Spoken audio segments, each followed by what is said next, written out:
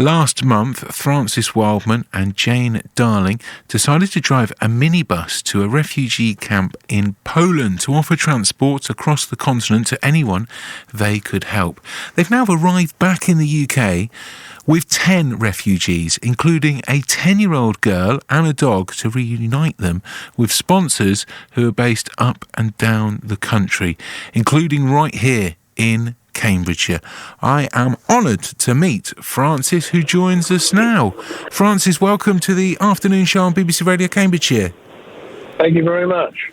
Let's start at the very, very beginning, shall we? What made you and Jane get involved and help these people? Well, it was just news reports, really, and seeing that people needed to be, as it were, distributed around Europe rather than just accumulating on the border with Poland. And the Polish people have been fantastic, but they needed to be spread out. And where are you speaking to us from now, then? Well, actually, we're down to, you mentioned we had 10 passengers, we're down to 5 now. OK. And according to the sat-nav, we're about 5 minutes away from being down to 3, which is in Yorkshire. We're currently in Yorkshire. And then the last 3, we're really intending to get to Scotland tonight before we find a hotel. Right, so you've already made your drop-off in Cambridgeshire, is that right? Well, in fact, my son did the drop-off in Cambridgeshire. Brilliant. We came through the Channel Tunnel and he very kindly took the Cambridgeshire one for us because we had to go to Bristol and it would have been a zigzag up the country if we'd have done that. I understand what you're saying. Well, that was very good of him. So, in total, when did the trip start then, and where has it taken you? Where have you driven?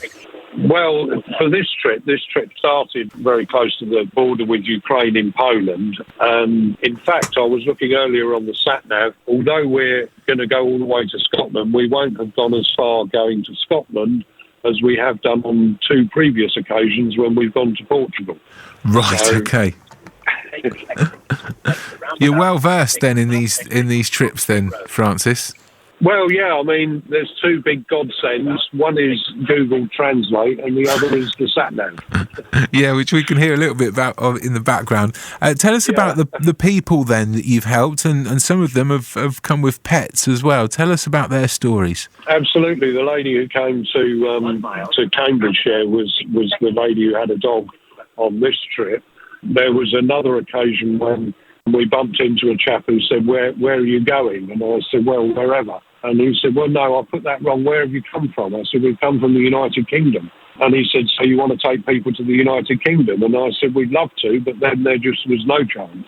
I said, but I've been previously to Latvia and Italy and Portugal. And he said, you'll drive to Portugal? And I said, yes. And he said, you're not going to believe this. I'm responsible for getting people from here to Portugal. Wow. And I've sent about 500 so far. But I've got 2 that I can't get on any transport because their dog is so big. Their dog was a Rhodesian Ridgeback, and it really was big. And so we did that trip, although that was, that wasn't just them. We then dropped other people in the Czech Republic and Spain and wherever on the way, I'm in awe of it. If I'm honest with you, Francis, I mean, plenty of us have had thoughts about reaching out. I guess even smaller amount of people have actually done something, but to almost put your life on pause, travel round Europe, helping people out, it's a remarkable feat that you've undertaken. And what's the paperwork been like as you're crossing countries and borders, especially for the Ukrainian people? We've heard visas have been very difficult. Yeah, visas are sort of quite difficult to get and take a while, but that's all handled by a fantastic group called Love Bristol, who are there at that refugee centre dealing with all of that. And it was, for me anyway, it was a kind of scary moment actually crossing into the UK and going through the border force desk and just being sure that they'd all got in, but they did, so that's fine by me. Fantastic. We've called ourselves Because We Can, and that's the name we use on our GoFundMe page. And it's only because of that GoFundMe page that we can do it. Well, it's remarkable, Francis. As I say, I'm in awe of the efforts, but people can find you and fund you if they so wish. When will the journey end today? When do you think you'll be done? I think we're talking sort of 8 or 9 o'clock tonight. Something Wow. like that we'll have dropped this last 3 off. It's fantastic. Francis, it's been an honour to speak to you. I'm sure you'll be making more trips in the future. So good luck to you. Good on you.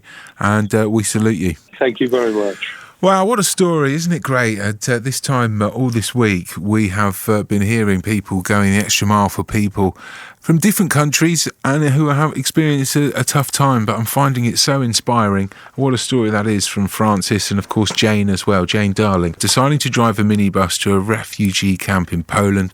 They have taken refugees to other countries as well as bring them home back to the UK and rehoming them here in Cambridgeshire. That story there of the people now in Cambridgeshire who had a dog too big to transport.